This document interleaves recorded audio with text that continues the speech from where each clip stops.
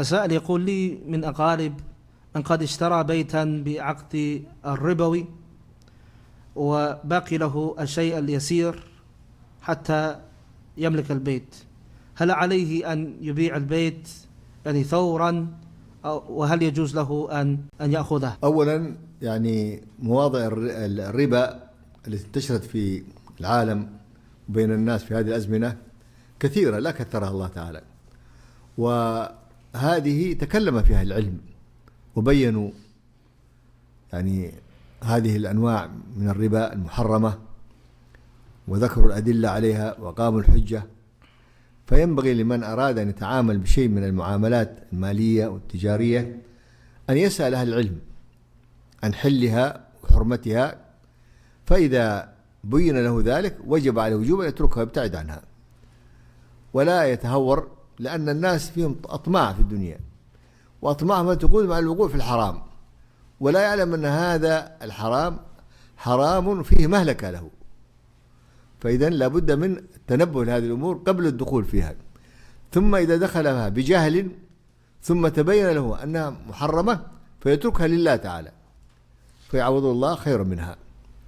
والحمد لله من يعني أن العلماء في هذه يعني الآونة الأخيرة نبهوا لكثير من أنواع المحرمات من معاملات البنكية ومن أنواع الربا ومن أنواع الغش والتدليس، كل هذه موجودة، فيبحث عنها يجدها ويطلع عليها ولا يتهور في الدخول في شيء فيه شبهة ولو 1%. إذا كان في شبهة ابتعد، لأن الحلال بين والحرام بين وبينهم أمور مشتبهات. دع ما يريبك لا ما يريبك، مثل ما جبل دعها لله تعالى. إن الله يأمر بالمعروف وينهى عن المنكر، وهكذا كل إثم ويجر بمعصية ويجر مخالفة فهو حرام لا يجوز، فتتجنب ذلك. والحلال مقابله كثير، فاركن إلى هذا، وهذا فيه طمأنينة وفيها رزق حلال لك ولأهلك وهكذا. بارك الله فيكم.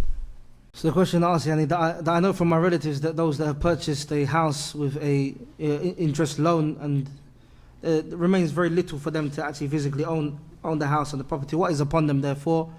Should they sell it immediately? Then the Shaykh, he said that before you get into that, he said that the times and occurrences where riba takes place, they are many. And may Allah Azza wa Jal not make them more prevalent than they already are, because they're tremendously widespread. But the clarification of Ahlul Ilm is known, and it's for anybody, barakallahu feekum, that wanted to engage in any type of commerce or transaction. Upon them is to return back to Ahlul Ilm and to ask them, and to receive clarity concerning their religion. First and foremost, that you should ask, is such and such contract, is it even allowed in the first place, or is it impermissible? And if it is impermissible, then one should stay away from it, in principle. And for the one who engages in these riba-based contracts, perhaps they are jahil, perhaps they're ignorant, and actually some, they actually just know better, and they think there's something which is easy. But actually engaging in these type of contracts, they are destructive in their nature.